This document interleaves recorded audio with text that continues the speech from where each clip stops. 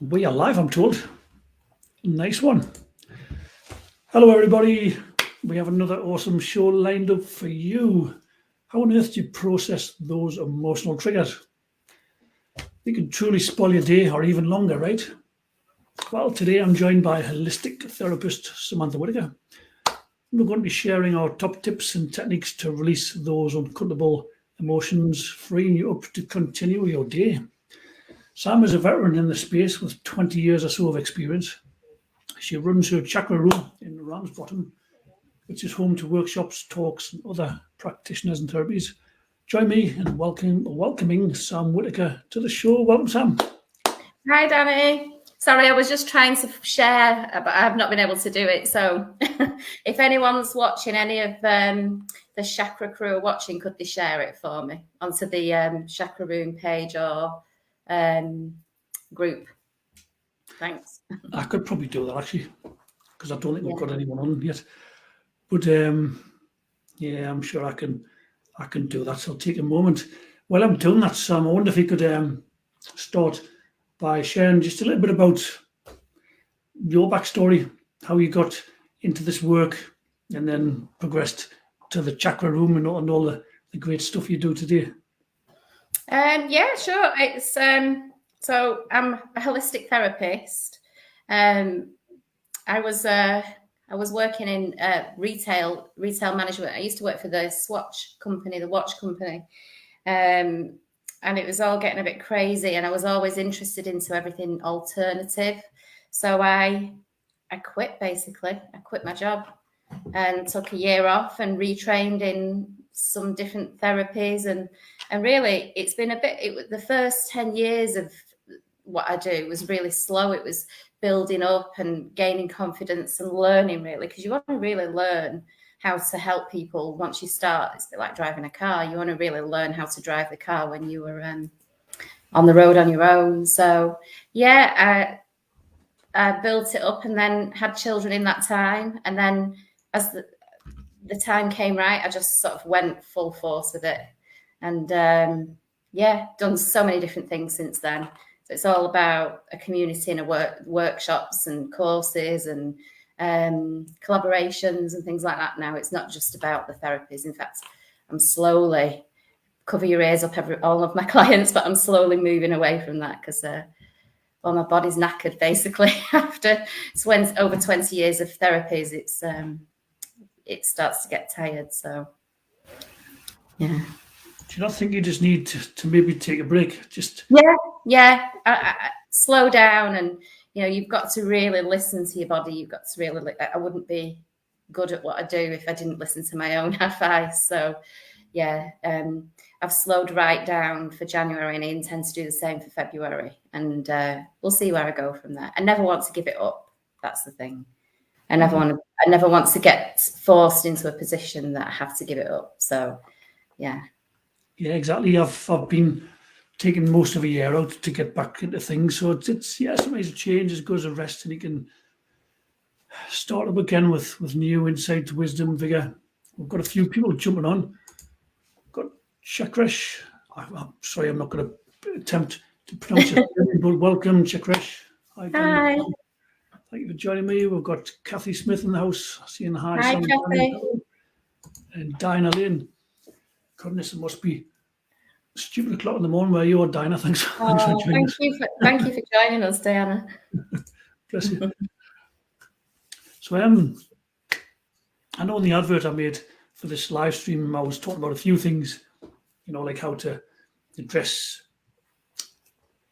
emotional triggers and also how to recharge your batteries. I'm wondering, before we go into the triggers, I'm wondering how you recharge your batteries. You mentioned being busy and you've got a full life, you've got kids, you've got your business and therapies and all the rest of it. So how do you recharge your batteries? Well, it's probably a really good time to ask me that question because that's exactly what I'm doing now. I have, for me, it's about, at the moment, it's about consumption. It's about reducing consumption. So I'm trying to reduce time on social media, trying to reduce the foods that I eat, anything that I consume basically that's not great for me, increase the other things that are good for me. So that's kind of from the inside out. But on a physical level, because physically that's what I mean, we all get worn down in different ways. Mentally, I'm quite strong. I seem to be able to have the mental capacity to keep going and keep going and keep going. But physically, it affects me in the body. So for me at the moment, I've just booked for the whole of February. I've booked one-to-one Pilates sessions with a great Pilates instructor. I've booked a retreat. I'm actually going on a retreat. I'm not running it. I'm going on it. I'm going on a yoga retreat. I have also booked some reflexology. So a course of reflexology, facial reflexology, which I'll be having. And there's something else I've done as well. I have acupuncture every 2 weeks. I try to have it every 2 weeks if I can, when I'm not feeling good, especially. Sometimes it's a lot longer than that if I'm feeling great. I will also be having some massage as well. So, and really I'm nourishing myself in different ways. So today I've been out, I've had the day off today, which is very rare for me. And I've been out and I've been to an exhibition, which was wonderful actually, in Lancaster with some friends. And just dashed back in time for this. So, yeah, I do really practice what I preach. Yeah, you have to, don't you? Otherwise you get caught out. And sleep, listen to yourself. And if you're tired, lie down. This is the thing for me because it physically affects me. I have to lie down. Just sitting down isn't enough. I have to lie down and do some breath work or a little bit of meditation or have a nap even, So. Yeah, when I got ill, when I was recovering, I got back in touch with my very original spiritual teacher from way back in the day. And she says, "Well, Tanny, you're an energy healer and you haven't been doing your own energy practice, have you?" I said, "No." Heal thyself. That's what they say. It's really important. So. Yeah. Speaking of healers as well, we're approaching very soon the second anniversary of Stephen Russell's Barefoot Doctors passing. Yeah. That's coming up in a few days' time. I know from my Facebook memories and things. Yeah. Yeah. So shout out to Stephen Russell in the spirit world. Yes. Barefoot Doctor. Yeah. Yeah. 2 years, hey? What are 2 years? I know. What a 2 years. Yeah, what a 2 years on so many levels, my God. Yeah. So. I know. Sort of moving on slightly, we elected to cover emotional triggers in this live stream. Yeah. So obviously emotional triggers, I'm sure everyone knows what they are. It's just when you get, like, you've got a hot button, someone does something, says something happens, doesn't happen, and it's a hot button for you, and you literally get triggered, and it can be something that you don't know why it happens. You wish it wouldn't happen, but for whatever reason it does. And I wonder if we can talk about that, how we can best process them. Any tips, techniques, words of wisdom, advice? Yeah, well, I've had because last night I got in and I thought I must have a little think about this because I didn't get in until about 10 o'clock last night. But I really wanted to talk about what a trigger is, because I think we sometimes think a trigger is like a big event, like something that makes you flare up in a massive way. And that is, of course, a trigger, but a trigger can be very small as well, something very, very subtle. And that's the kind of stuff that you need to get into. You need to start with that stuff and move on. And I think a lot of people don't realize that that's uncomfortable feelings are a trigger. So triggers are really a form of PTSD. So it's a part of the brain that has got it's the limbic part of the brain that remembers whatever it is that's happened. So it could be somebody has told you you're stupid. It could be a nasty accident that happened. It could, it can be very small things, but very big things. But they all sort of lead to your character and shape the life and the where you conduct yourself. So it's noticing the small triggers for me that's really important when I work with people on a mentoring basis, because once you've got awareness of them, and you're aware that that's what's happening to you, because once you go into that part of the brain, you're not in control. So your body, your reactions get taken over by the trigger. So you're not actually in control. So you have to claim that back. You have to get that power back. And if you're unaware that that's what it is, you will just continue to do it. So really, the first thing I'd like to say is have awareness of it. So if you've got a thing that comes up for you that just makes you go, and it's really minor for other people, and you think, why does that not bug you? You know, that's a really good way to, why does that not bug you? It drives me insane. So then once you've got that awareness, it's then finding the trigger for me. So it's having a going into doing the inner work, really, and then finding where that trigger was, and then you can work with it from there. So we've got a question from Dinah. She's saying, how do you clear guilt? It keeps popping up for me. Always having to clear. If only there was a button that cleared all kinds of issues that makes me feel guilty. Laugh out loud. Obviously, she's been with slightly tongue-in-cheek there. I'm quite curious. Any thoughts on guilt? I suppose it's just what I've said. It's when the guilt comes up, is sitting with it. It's trying not to push it down, you know, because with triggered, like emotional triggers, like the guilt or the shame or when you become judgmental, that's because you've been triggered by something usually.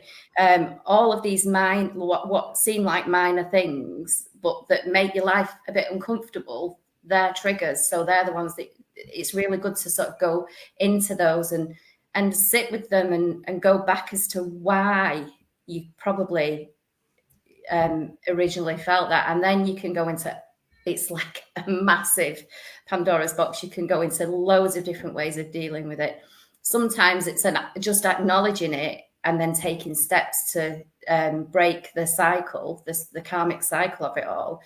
Some you can do really deep work, like the parts work. I know, Danny, that you have talked about that in the past. I think that's a really important thing. If it's something from childhood or from, well, it doesn't even have to be childhood, to go back and reassure that part of yourself that, you know, it's actually safe. You're not in that space anymore. You don't have to behave that way anymore. You can let that go and you can be free of it. So that's what I would say is finding the root cause of the trigger. Yeah, I know it's been an evolution for me dealing with triggers, parts work, Sedona Method. Yeah, releasing and letting go, yeah. Pono, the list goes on and on and on. But these days, and it's been a journey of 20 years to get to this stage, these days in the main, if I feel triggered, I just get really present. Yeah. Try and do anything with it. Don't try and change it. Do it. Just get really present. It's owning it. Yeah. Yeah. It starts to dissolve and it starts to just release of its own accord without me doing anything other than just being present with it. It wasn't like that, mind. Really wasn't. I know some people use Ho'oponopono. I'm sorry. Please forgive me. I love you. Thank you. Yeah.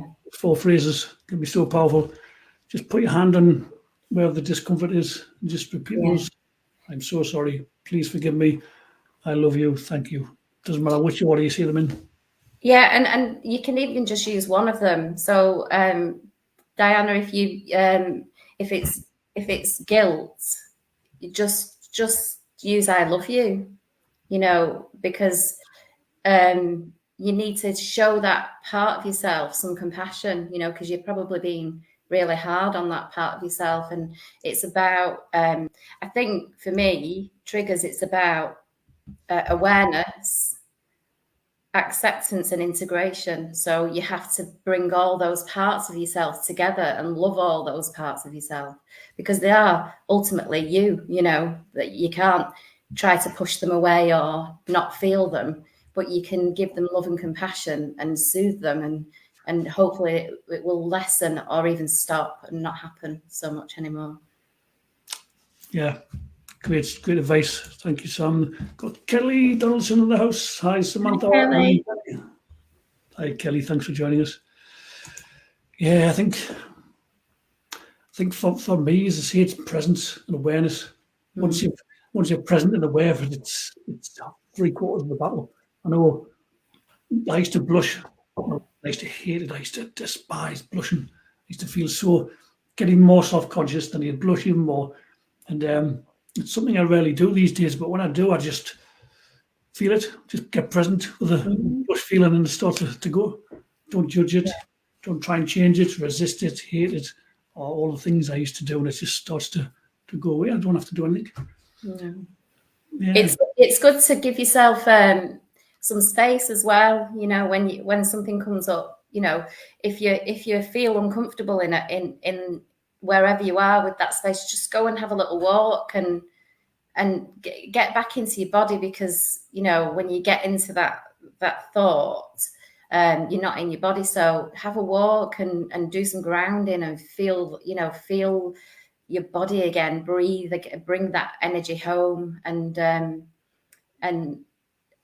be compassionate with yourself. And another way to do it is to use humor. You know, have a bit of a laugh at yourself. Don't take yourself too seriously, because once you start having awareness of these triggers, they'll pop up and you'll go, it's there again, you know. And sometimes you can do the work and then they come back, and that's just karma. When they do come back, it's usually less, you don't feel it as much, but you're like, I thought I'd sort of dealt with that, but it's just the way it is. They do come back just to remind you that that's, you know, keep doing this and don't forget. But yeah, it's really good to sort of let that part of yourself know that they don't need to be that way anymore. So I think a good example of that is if you're, for example, if you are, say, the youngest of 5 children. I'm one of 5, and this isn't my example because it didn't happen to me. But say we use this, and say you're the youngest of 5 children. You might have to sort of be a little bit aggressive and forceful to get your seat at the table, or to get, you know, the best whatever, or the best whatever, which is perfectly acceptable when you're 4 or 5. But when you're 35 and you're in the workplace, that's no longer acceptable. So it's like working on those parts of yourself that you don't need to do that anymore. You know, you don't need to rush to be the first. That is a trigger. You know, if you're trying to fight for your place all of the time, you can sort of let that go now. I'm an adult now. I don't need it. And you be compassionate and loving and thank that part of yourself, because when you were 6, you really needed to sort of get in there because you wouldn't have got any supper or whatever. But now you're a compassionate and loving and grown adult. You don't need to do that anymore. So that's what the parts work really that I was referring to. So yeah. Well said. And I like to say, instead of pushing those triggers away, lean into them, go towards them, beckon them, bring them into your space. As you mentioned before, have compassion, have understanding, get curious. Think, this again, that's interesting. Yeah. You get curious and don't get offensive towards them. Yeah. And quite often start to diminish of their own accord, just start to fall away or not be as intense. Yeah, and not to once you've got the awareness, not to then project that out, because that's ultimately what we do, and that's the work that you can do. You can sit back and say, actually, this is my shit, for want of a better word. I'm not gonna like put that back out onto there. So that's owning your own stuff really, and yeah, that's when you need the space. You need the space to sit with it and let that go. And sometimes things bother you, and sometimes they don't. So Dinah mentions guilt, just to use her example. Something might happen and she might feel guilty for it. But a different time, the same thing might happen or something similar, and she doesn't feel guilt. So you think, that's interesting.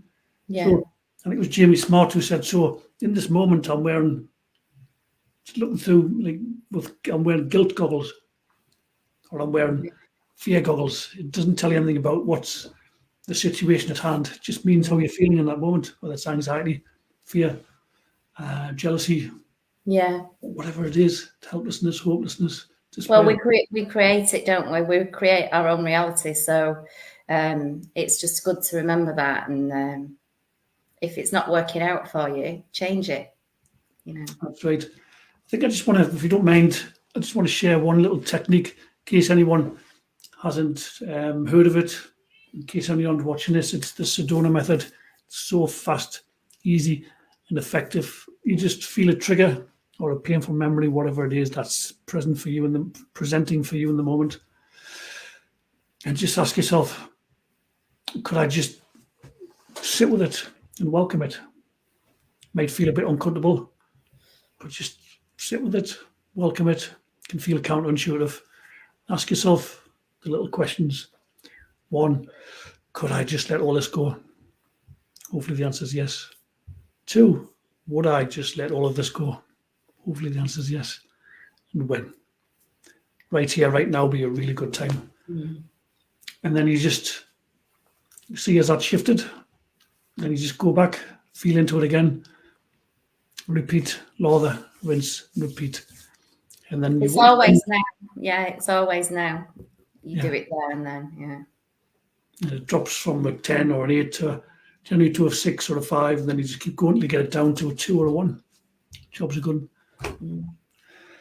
That's a good one, yeah. Do you know if any, just to bring a little bit of Stephen in, can remember of anything Stephen used to say about triggers and things like that? Anything that springs to mind? Oh, do I know? Sorry, what he'd say. He always said everything was okay. Everything's acceptable. Everything's okay. But yeah, it would be. I think he would tell you to wrap whatever it is in love. To give yourself compassion and really what we've said. Because he was all about accepting every part of yourself. There isn't a wrong or a right way to be in this world. We are here as we are, and I think that's what he'd probably say. It would be about compassion and opening the heart. He'd tell you to open the heart and feel into it that way. I think when you drop anything into the heart, the frequency of the heart, it softens it.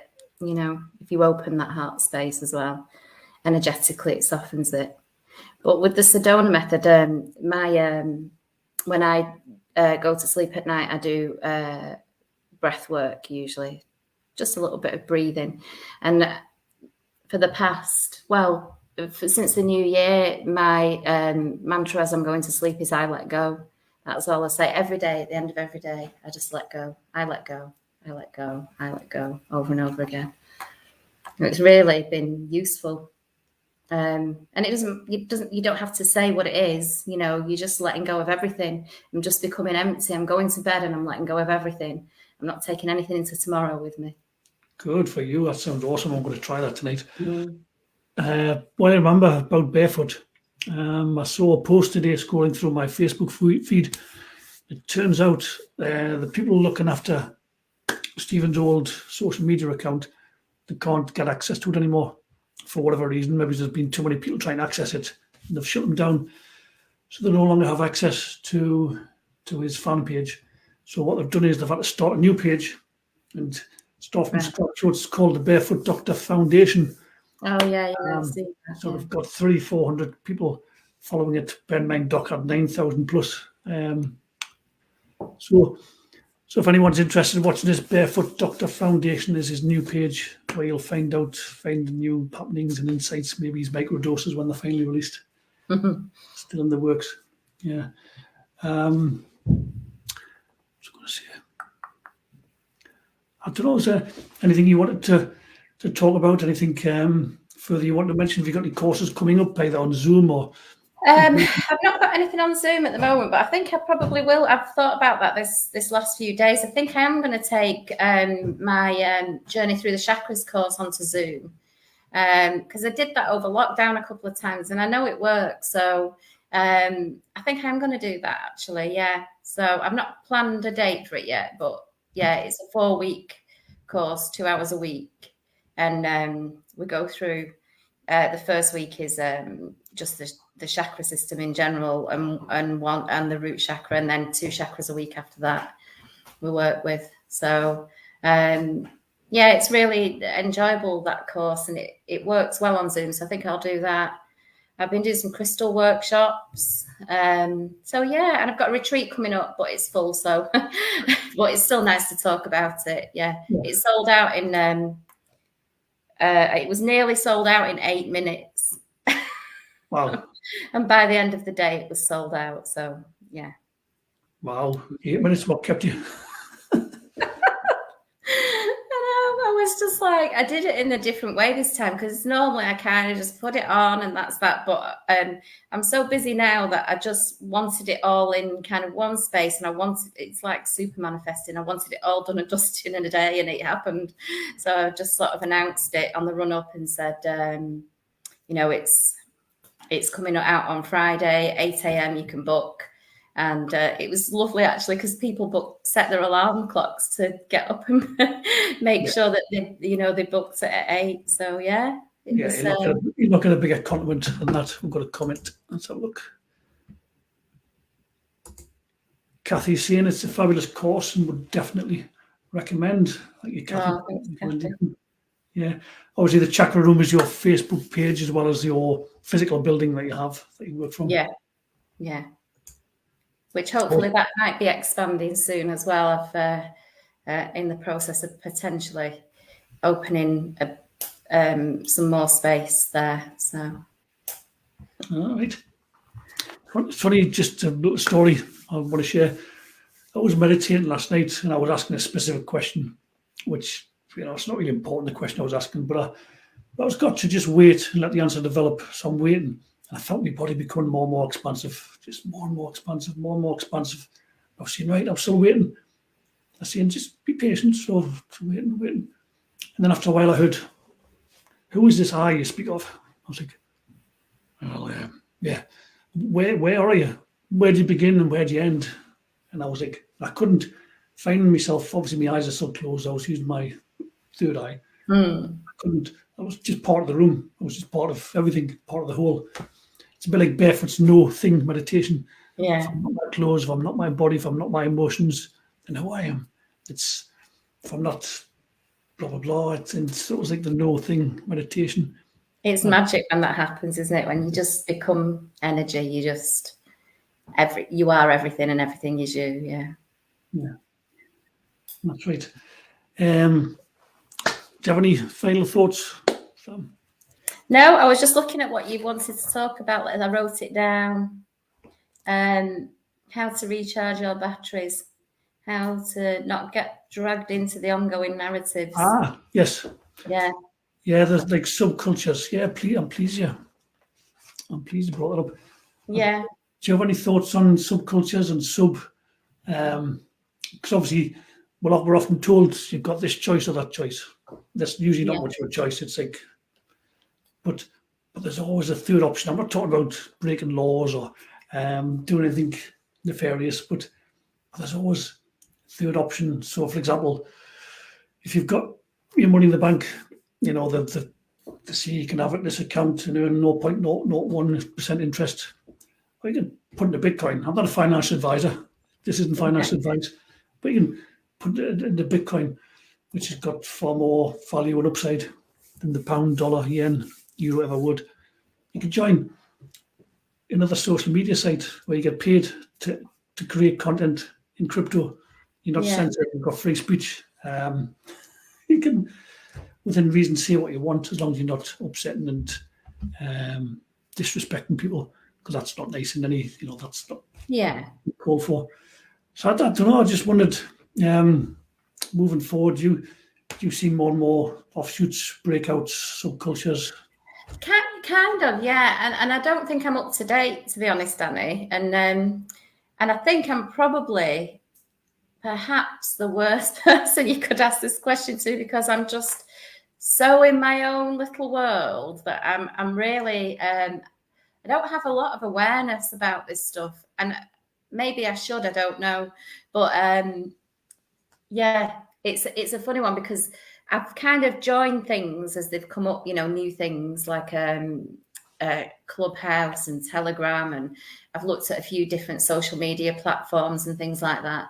And I just kind of think, oh, I'll do it when I have to, because I'll let everybody else go out and do that first. And I've battled with this part of myself recently, and I think I have embraced it and integrated this part of myself because I'm not a particularly political person. I don't feel the need to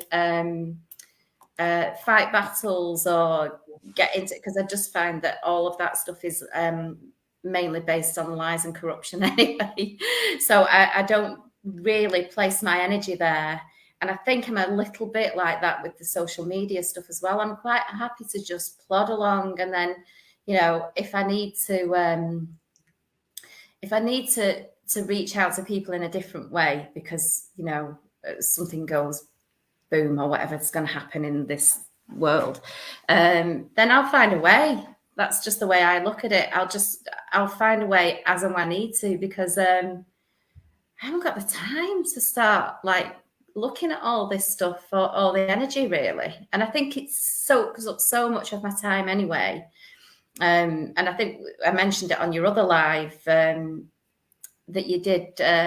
Sorry, I forget the lady's name with the crystals. Oh, Angela, yeah, that you did the other day. I even smudge my digital space now. It's like I get the Palo Santo out, and it's like and I have my crystals here, and it's such a world that is necessary, and I do enjoy parts of it. But it's like, yeah, I don't think I need it even maybe anymore. As you say, there's plenty of pathfinders who can go out and do a recce, and when the time comes, they'll say, "Just come over here." And I don't know the right path. This is what I was trying to say. Should I be more political? Should I know more about this? Should I? But no, because I'd be forcing it then, and that's not what I. I don't lead my life that way. No, so, I think. Well, I don't think. I know you are very intuitive, and just keep following that inner guidance, inner compass, and it won't steer you forward. And actually working through and running a business through almost now 2 years of a pandemic has shown me how adaptable I can be. Has shown me that I can change on the flip of a coin, and that actually everything will be okay, because everything has been okay. And I still ran the business, bearing in mind that most of my work is hands-on, and I still managed to run a business. I don't know how I did it. But this is why I'm exhausted now, because I think I got to the end of this year and I thought, this has been the hardest 2 years of my life, and I need to sit back a bit now and let things equalize and settle a bit. So yeah. Fair enough. Well, I remember I wasn't able to share this interview on your page. It only allows me to share them onto my page or my groups. Right. Okay. So, all right. I'll share it later. Yeah. We'll do it later. Anyway, Sam, thank you very much. Thank you to those who tuned in. If you're watching the replay as well, add your comments, your thoughts, your questions. We'll circle back. Much love to you all as always. Till the next one. Bye for now. Yeah. Have a great weekend.